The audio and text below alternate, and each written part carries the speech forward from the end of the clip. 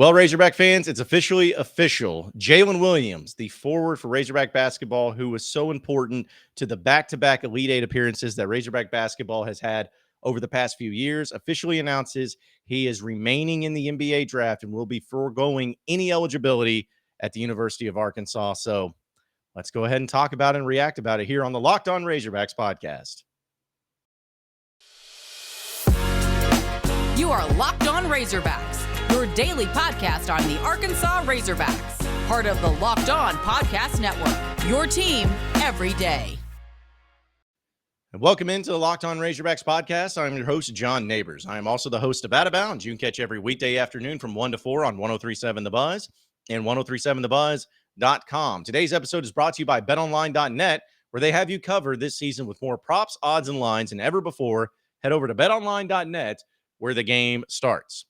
Now, I know it's a little bit of unorthodox for me to be doing a podcast on a Saturday, especially being down here on the beach and on vacation. In fact, I was telling all my friends that at some point in time, anytime I go on vacation, there's always something that happens in Razorback land, something significant. But that's why I brought my podcasting equipment down here, just to make sure that we have some reaction to it. And as you heard there in the cold open, Jaylin Williams is moving on. He will no longer be a Razorback. Instead, he will be remaining in the NBA draft, which is not necessarily a surprise, but still some news that we had been waiting on the official word. And who better than to say it than Jaylin Williams himself on social media, where he says, quote, "First and foremost, I want to thank God for blessing me by allowing me the opportunity to wake up and play a game that I love. I want to thank my family for the constant belief and support that they have shown me and given to me since I first picked up a basketball. There were times when they believed in me more than I believed in myself, and I will cherish those moments forever. To my dad, words can't express how thankful I am for the countless hours in the gym and the late nights and the early morning, hours on the road, the stress, the laughs, the joy, the belief, and being my biggest supporter, all while constantly pushing me to be the best version of myself. To Coach Eric Musselman and the many coaches that have invested in me along this journey, I want to say thank you for putting me in the position to succeed. Being at Arkansas allowed me to be around some great basketball minds, and I'm nothing but thankful for it. To my teammates, what an incredible journey it's been with you all. Competing every single day and pushing me to be the best person I could be on and off the court. I'll never forget those memories and the laughs we shared where we can turn an exhausting 7 a.m. run into endless laughter. To Razorback Nation, thank you. For a kid that grew up in Fort Smith, Arkansas, it has been nothing but a dream come true these past 2 years. And all the love that has been felt from court rushes on the March Madness runs, we could have never done it without all of you. From a very young age, my dream has always been to play in the NBA. That said, after careful consideration and many talks with my family, I have decided to forego my remaining NCAA eligibility and pursue my lifetime goal of competing in the NBA, Jaylin. Now, for those of you who have been listening to this podcast, you could probably understand, and you're probably not surprised by the official announcement from Jaylin. I think that everyone kind of saw it coming, especially as time went on. And we started to hear about scouts and where they thought that he would be placing once he got into the NBA, where he would fit with particular NBA teams. Was he draftable, getting to the combine? All these things started kind of just working over and over and over again until eventually this happened. And so it's not a shock. It's disappointing because I think that there were a lot of us that were hoping that Jaylin would come back, because if Jaylin came back with this great team that Eric Musselman has assembled, it really gave you the feeling that this team would be the preseason #1 team in the country, possibly the national championship favorite, all of those things. Now, let me be clear in saying that just because Jaylin Williams is moving on does not mean that this Razorback basketball team is not going to be any good, or that they're going to take major steps back and they won't be able to compete for a national championship. I still believe they have the talent to do that. It's just Jaylin Williams, you know what you were getting with him. You know the type of player he was. You know the type of leader he was. And you knew that having a seasoned veteran like him, who's had as much experience as anybody, getting to the tournament, advancing into the tournament, and being a big part of it, you just really felt like he was the guy that could really hold everything together and provide some sort of continuity from last year's to this year's team in that leadership role, especially. You were all hopeful for that, and I was hopeful for that too, because I really felt like that would be the case.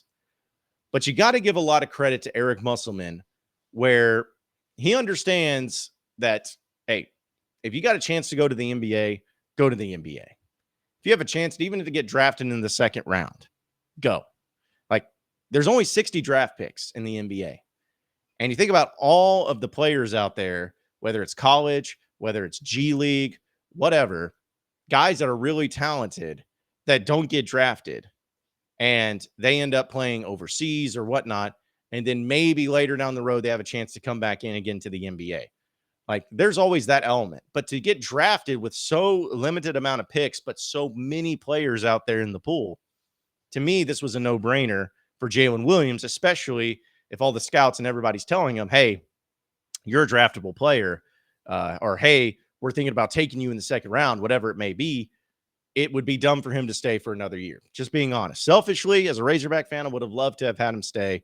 But when it comes to being in his best interest and what he would do and what I would probably do in that same situation, I would do what he's doing now and just move on and go to the NBA.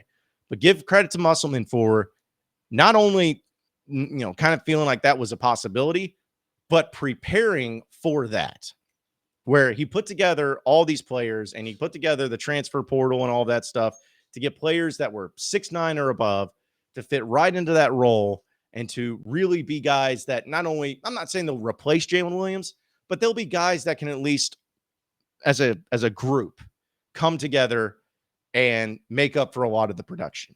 I think I've used this example before, and it's probably a piss poor example, but still an example nonetheless.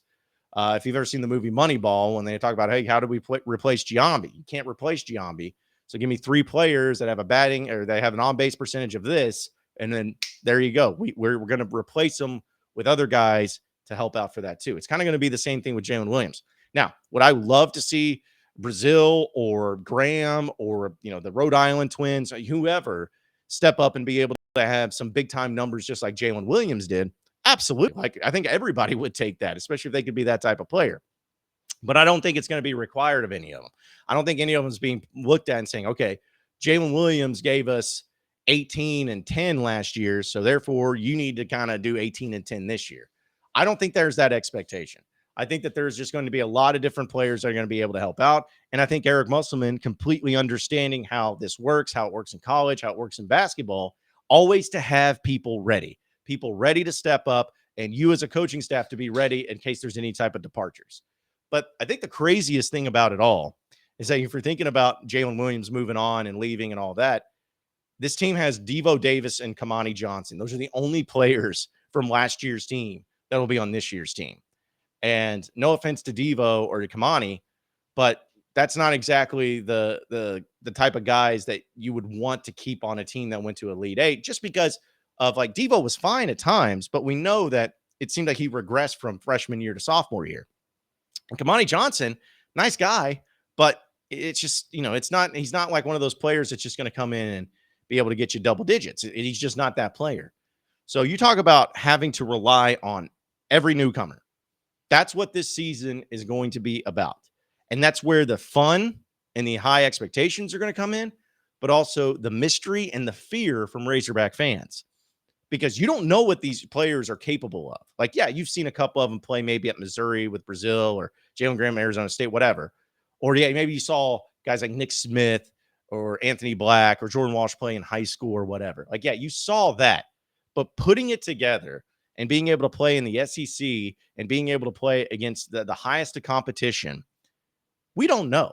Now, we think it can really work out into a major way. We think that this can be a team that makes it to the Final Four. We think that once they really start bonding and clicking around, mid-conference play, just like Eric Musselman teams do, then suddenly they become a national championship contender. That's what we think. But the problem is in college basketball, there's a lot of times where maybe these players that transferred in or recruits or whatever, they just don't hit, at least not hitting right away.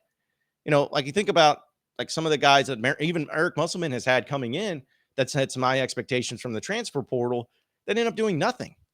Like I think Chris Likes, he was probably the one I was one of the most excited players about this past year. He came in, had opportunities, but just never found any sort of consistency. I thought Vance Jackson was a player that could be like a knockdown 3-point shooter when he came in and be that guy that comes off the bench. Never really materialized into that. But then you had other guys like a Justin Smith who really did, a Jalen Tate who really did. So there's just a lot of hit and misses when it comes to the transfer portal. But I will say this, because, the transfer portal is a whole nother thing. We know that Eric Musselman, from John Rothstein, the Eric Musselman, the importer, we know how good he is at that. But if you think about the freshman players that Eric Musselman has brought in, the guys that not only were freshmen, but guys he had to rely on a lot as freshmen, most of them have hit. Like, you think about the guys like Moses Moody, obviously, Jaylin Williams, obviously, Devo Davis, obviously. Like, those guys were hitting. Those were guys that contributed right away. This past year, you only had really one true freshman, and he didn't really play. In fact, he transferred out. So, you haven't really had a chance to see that. But, even though a couple years ago, too, you had some new players that were coming in, that young players that were able to hit right away. So the point in all of this, and me saying it, is that, yes, Eric Musselman does a great job in the transfer portal. Yes, there is a lot of expectation because of this recruiting class. Yes, all of this. But as long as Eric Musselman is your head coach, and as long as he continues to be able to manage a roster as good as he does, as good as anybody in the country, I mean, are you going to be a team that's going to get it all together as soon as the Maui tournament happens and suddenly you're going to be just balling out and winning every single game against high-quality opponents? Or are you going to be a team that takes a little bit?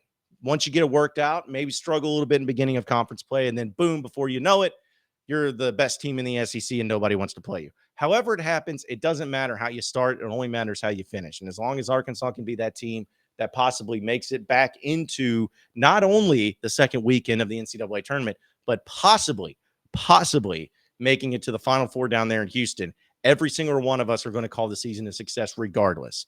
Jaylin Williams leaving, you wish him nothing but the best. I'm not going to sit here and try to pretend that it's going to be just fine and Arkansas is going to be able to easily replace him, because I don't know.